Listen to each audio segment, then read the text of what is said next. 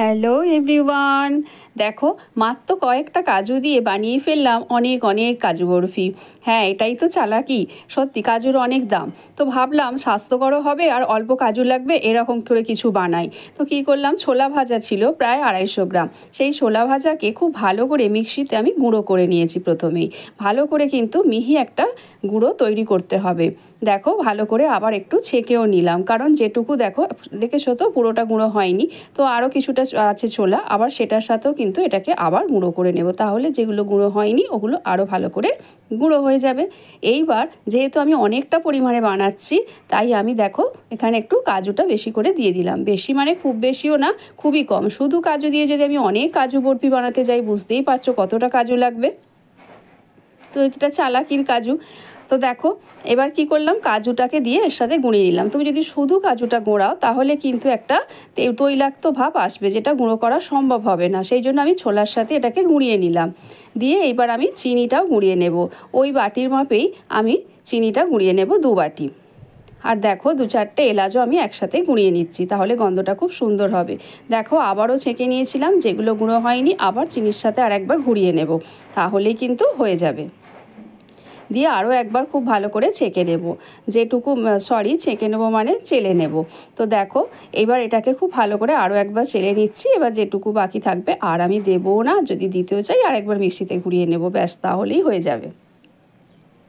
হয়ে গেছে, দেখলাম অনেকটাই এলাচ ছিল তাই আরেকবার গুঁড়িয়ে নিয়েছি।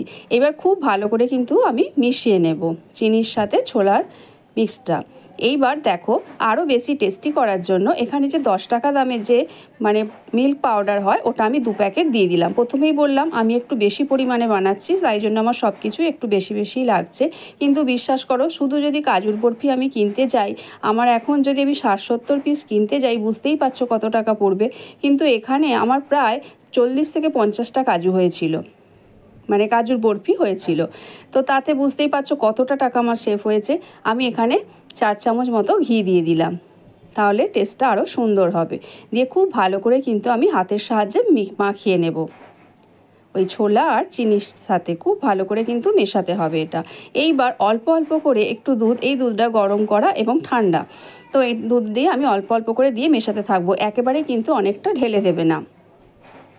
দেখো আর একটা কথা, এখানে কিন্তু কোনো ওভেনের ব্যবহার কিন্তু হলো না। খুব সহজেই কিন্তু আমরা এই বরফিটাকে কিন্তু বানিয়ে নেব। এখানে একটা থালার ওপরে আমি একটা পেপার নিয়েছি, আমার কাছে বাটার পেপার ছিল না, তোমাদের কাছে যদি থাকে সেই বাটার পেপারের ওপরে যেটা আমি মেখে রাখলাম এই যে ছোলাটা, এইভাবে তোমরা নিয়ে এতে বেলতে পারবে। কিন্তু বললাম যেহেতু বাটার পেপার ছিল না, তাই আমি একটা পেপার নিয়ে ওর মধ্যে একটু ঘি বুলিয়ে নিয়েছি। দিয়ে দেখো এইভাবে বেলে নিয়েছি। একটু মোটাই রাখবে, যেমন কাজুর বরফি হয় তোমরা তো জানো, সেই বুঝেই কিন্তু বেলবে।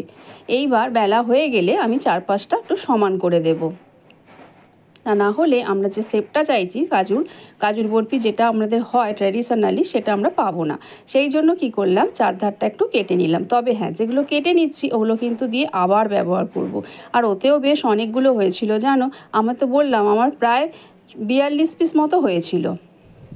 এইবার দেখো এইভাবে আমি চোখের আন্দাজে মোটামুটি লম্বে কেটে নিয়েছি। তারপর এইভাবে দেখছো বরফির ডিজাইনটা এসে গেছে। আর যেগুলো সাইডে হয়েছে সেগুলো তো আর ডিজাইন আসেনি, ওগুলোকে আমি বাদ দিয়ে দিচ্ছি। আর সাইডে যেগুলো কেটে ফেলে দিয়েছিলাম 4 ধারে, ওর সাথে আবার জুড়ে আবার বরফি বানিয়ে নেব, কোনো কিছুই কিন্তু ফেলা যাবে না।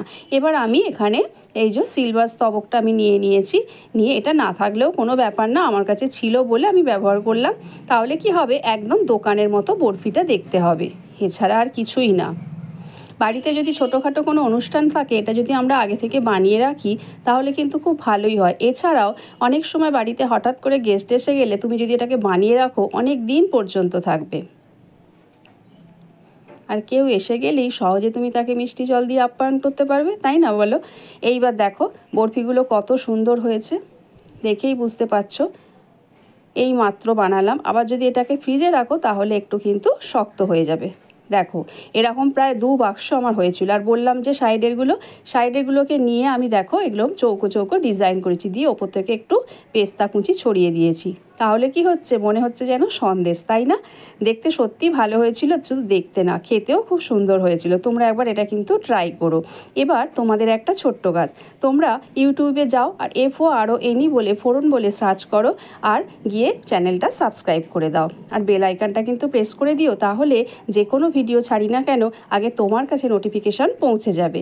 আর যদি ফেসবুক থেকে দেখে থাকো তাহলে কিন্তু পেজটাকে ফলো করে দিও, আর লাইক শেয়ার কমেন্ট করতে ভুলো না কিন্তু। আর কে কোথা থেকে দেখছো জানিও।